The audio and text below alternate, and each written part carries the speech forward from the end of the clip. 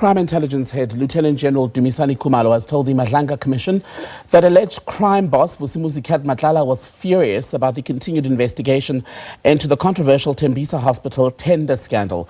Khumalo was referring today to WhatsApp messages that were exchanged by Matlala and Brown Mogotsi. Khumalo has also said that Matlala's anger stemmed from fear that the investigations would expose high-level connections and derail lucrative deals to the media. By the way, expose these deals. Yesterday, we were reporting on the fact that in an SIU report, it was found that Matlala was part of one of the syndicates that benefited from 2 billion rand stolen from the Tembisa Hospital. After a week or so, then on the 14th of May at 6:53 in the morning, again, Mr. Matlala is sending a message without receiving the response yet on the message of the 8th. Now it's on the 14th morning, just to let you know that my contract was cancelled yesterday, and I see you have been ignoring me and promising me things that never happened. Luckily, took screenshots of every conversation just in case something like this might happen. I'm taking all this to the media and some to court on Friday when I do the interdict. That will take us to page 90. After that message, there is then an attachment as attached as Annexure BM7 that Mr. Matlala is sending to Mr. Let's speak further about what happened at the Madlanga Commission today with the General's evidence, second day of evidence for Dumisani Khumalo. Bring in from Accountability Now, Advocate Paul Hoffman. Good to have you back on the SABC, Advocate. The evidence today, these messages that were shared by General Khumalo, are they perhaps the strongest evidence from what we've heard so far linking the trio of Matlala, Mogotsi and the suspended Minister Mchunu? Yes, thanks, Tembakili, and good evening to you and your viewers as well. I think that what we've got so far in terms of cogent evidence is this string of WhatsApp messages that seem to have been exchanged between a person called Glamini on the WhatsApp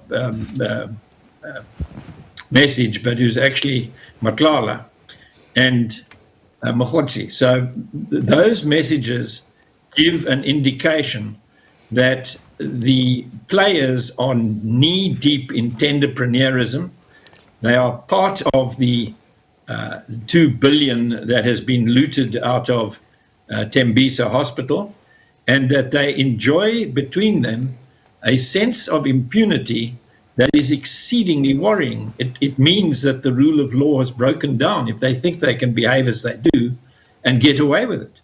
And on the rule of law breaking down, one of the most startling allegations that we heard today from the General's evidence was that there was this 1.3 million rand stolen from crime intelligence.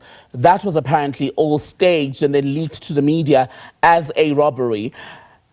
It sounds like basically that between these characters, they were running some sort of shadow state where no part of the accountability chain in the country was untouched by their evidence, with Matlala putting the money forward and Mogotsi, for want of a better word, being the man on the ground making things happen. Would you agree with that characterization?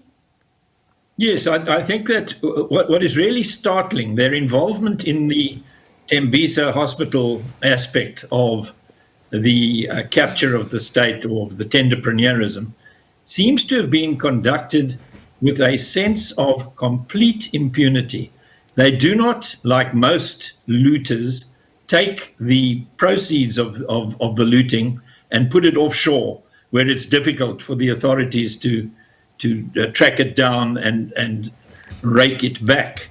They buy fancy houses and posh cars and a yacht and a boat and all manner of luxury items, which you don't get in the normal course of corrupt activity, unless the people doing the corruption feel that they are completely above the law and that they will enjoy impunity no matter what.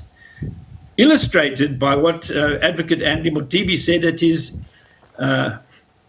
interim report back on the work that has been carried out at Tembisa Hospital for the last 4 years and 1 month, which is how long ago Babita Deokaran gave her life in the interests of blowing the whistle on the looters there. What he told us is that since about 2018, 2 billion rand has been taken from the coffers of the Tembisa Hospital, which is a small hospital with 840 beds.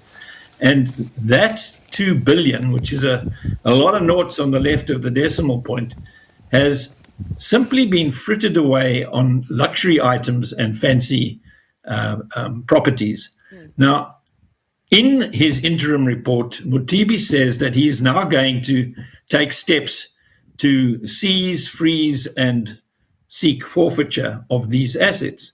Well, you don't tell the criminals before you do that that is what your plan is, because forewarned is forearmed, and they will take whatever they can as far away as they can before any papers are served on them in connection with that. So I think the whole thing is being done in a way that raises eyebrows, causes questions, and really leaves a lot to be desired if accountability is a foundational value of the new South Africa.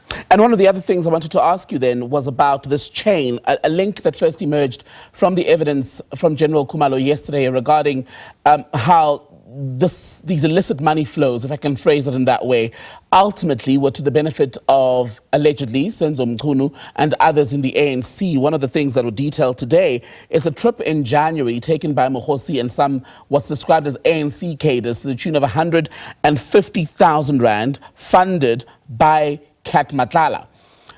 What does the ANC then do now? Can it simply just push this away and say, take it up with the individuals involved? Or is there something that the party then needs to do, even internally and at the commission, to make sure that it too cleanses itself, purges itself of the elements that, according to the general, are present in the organization? Yes, one wonders if there'll be anything left when the purge has taken place.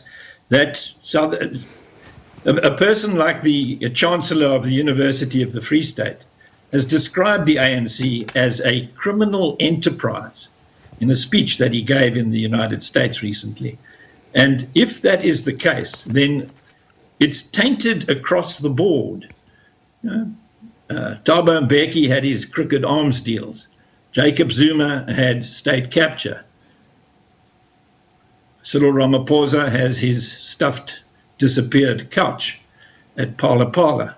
All of these things are now coming home to roost because of the willingness of Mkhwanazi to stand up and be counted. Let me ask you then about something else that's happening with the commission itself and its running. A confirmation today, in the last hour or so, that Advocate Mutau, who was the chief evidence leader until last night when he was replaced by Advocate Chaskelson, has now, according to the commission, basically stepped down and left the commission altogether, but they say on good terms. Does the fact that we're not being given detailed reason by the commission itself leave it wanting? Because over the weekend, reports were that there might have been some sort of security concern on the part of Advocate Mutau. Is it not in the interest of transparency and the integrity of the commission for it to disclose fully, or to the degree that is acceptable, why Mutau is leaving? Yes, I would guess that he made a calculation, and I'm guessing, so it is speculative. He made a calculation of how much of his professional time would be taken up by the commission. Having put his toe in the water, he's realized that this commission is not going to be over in 60 days, and that he is going to have to, if he stays the course, he's going to have to give up a lot of professional time on the commission, and he's going to have to disappoint a lot of his regular clientele by what they call throwing back briefs that he has lined up for next year, for example, maybe even the year after that. So I think he's done a calculation and he said, I'm sorry, I'll be letting too many people down if I stay with the commission. But if that's true, Advocate, why won't the commission say? Because what this does then, the lack of a reason on record, is it leaves a vacuum, right? And in that, there's then speculation, supposition, and all manner of things that are read into it. Yes, no, you're quite right. I mean, transparency, or what we call openness in Section 1 of the Constitution, is meant to be one of the hallmarks of our constitutional democracy. And inasmuch as the Commission is an amanuensis of the President, a body within the executive branch of government that has been given the task of getting to the bottom of the allegations made by General Mkhwanazi, it would behove the Commission to say, in the interests of transparency, Advocate Hoffman's speculation is completely right, or he's completely wrong, and this is actually what the problem is. I mean, you know, what one doesn't know, there are many reasons to resign, and if they regard it as an internal domestic matter, I think that they are giving too narrow an interpretation to the idea of being open about what's going on. And briefly, just as a last point, on Matlala and Mogotsi, Kat Matlala is currently in custody, arrested for attempted murder, as we know at the moment. Should he be one of the people hauled before this inquiry to give some sort of evidence, along with Brown Mogotsi? And I say should, and then I want to ask you if you think they actually would want to appear, considering how their names are so intertwined in just the first 2 weeks of the evidence of alleged wrongdoing. I think if I was advising them, I would tell them to take the Dudu Moyeni option. Remember how she sat in court and said, I'm not answering these questions for fear of incriminating myself. And you'll get nothing out of them in this inquiry if anybody tries to call them. Advocate Paul Hoffman, Director at Accountability Now. Always good to talk to you. Thank you so much for your time on SABC News.